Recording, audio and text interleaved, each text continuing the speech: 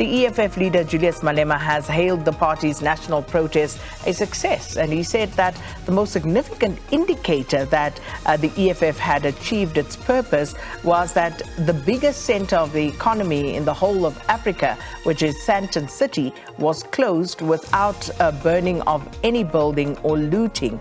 Now, Malema was obviously in Pretoria yesterday, and he led the protest there with other EFF leaders, and they walked hand in hand with leaders of the African Transformation Movement. Vuyo Zungula was there, as was Carl Niehaus, the leader of the newly formed African Radical Economic Transformation Alliance. Other political parties' leaders who also attended the march, which has been largely hailed peaceful, included the PAC's Mzwanele Nyhontso as well as Mzwanele Manyi of the ATM. Professor Bheki Mngomezulu is the director of the Center for the Advancement of Non-Racialism and Democracy at Nelson Mandela University, and he joins us now virtually just to talk about these developments. Professor, good to have you with us. Happy Human Rights Day. Good morning.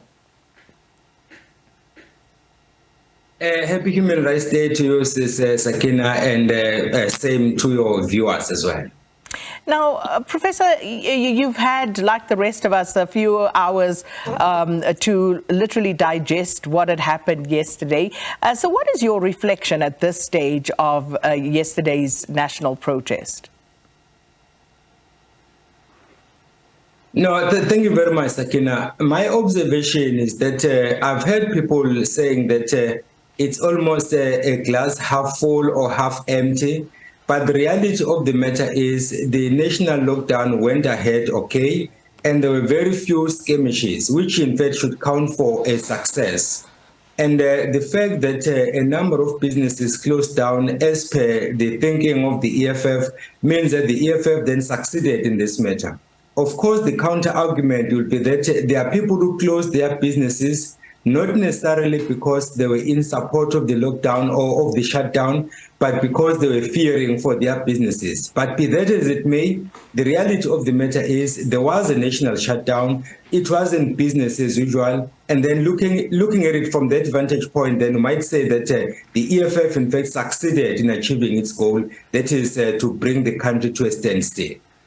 And as you rightly point out, Prof, there were arguments and counter-arguments around whether this was a success or failure. But is that the most important takeaway from what happened yesterday? As a nation, what should we rather be reflecting on with regard to what transpired yesterday?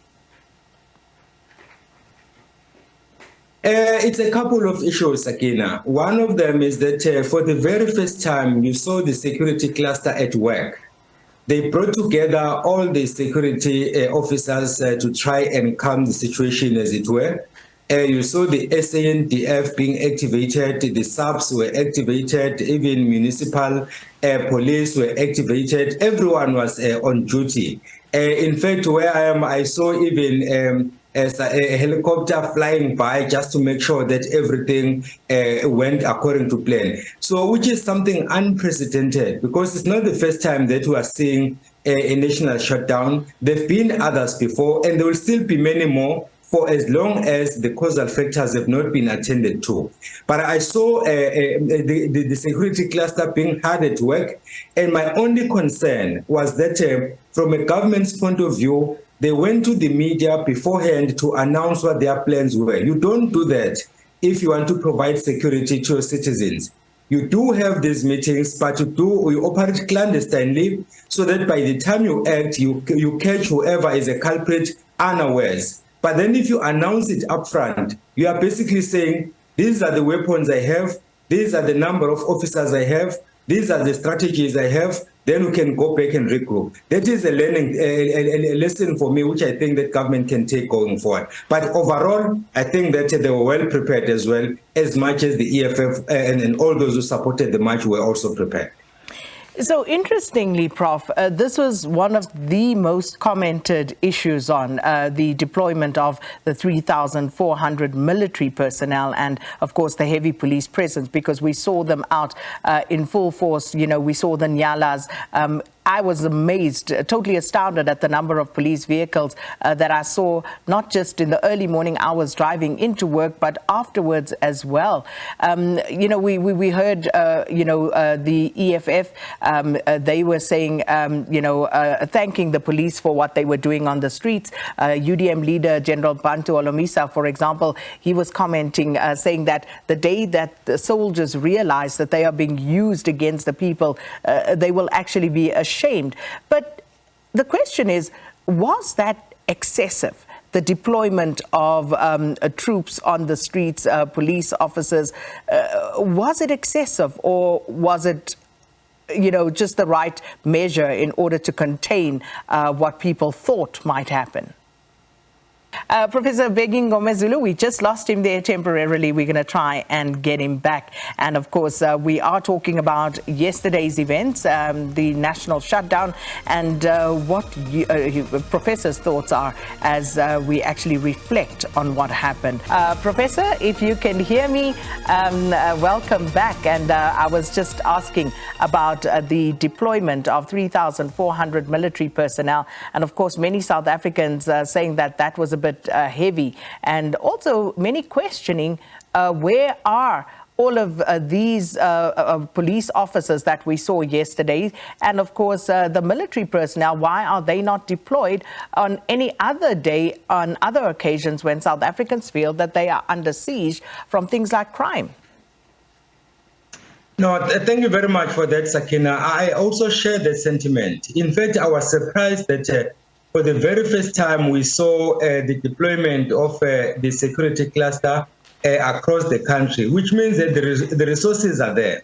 I even made an example of the fact that in places like Umkanyawute, where we've been seeing a number of cars being taken from South Africa to Mozambique, there's been a cry by the locals saying that government must come on board and assist them. But there's not been any deployment of soldiers. There's not been any significant deployment of police. So you ask yourself then, what was so special about this match? So I'm also particularly concerned about the manner in which this was done at the time when we were saying that we are running short of funds, but then we're able to deploy such a large number of security personnel to look after this national shutdown organized by the EFF. It is a cause for concern.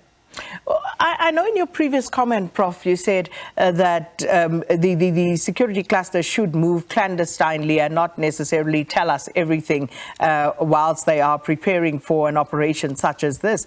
But one has to ask the question about the threat analysis, the risk assessment for this particular event, and when and how that was conducted, and whether that would have justified the deployment that we saw. But actually, I do not remember hearing anyone ask the question or that it was answered, that information volunteered in any way, shape or form. What are your thoughts on that?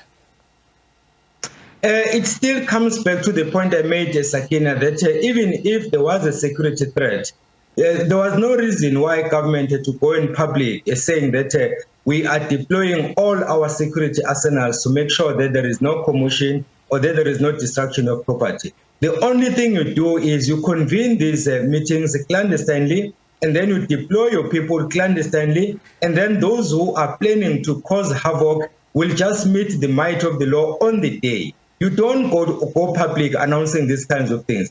I even made examples of countries like Rwanda, countries like Zimbabwe, where the intelligence service in those countries will make sure that they pick up information before things escalate, and then they deploy their security clusters without going to the media. If you are working in the security cluster, you must shy away from the media. All we want is action, not to see you in action. We don't want that.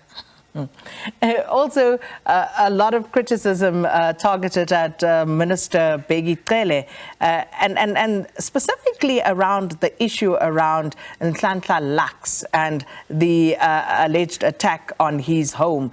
And there was talk about commercial explosives that were supposedly planted there. And the police minister, of course, made his way there.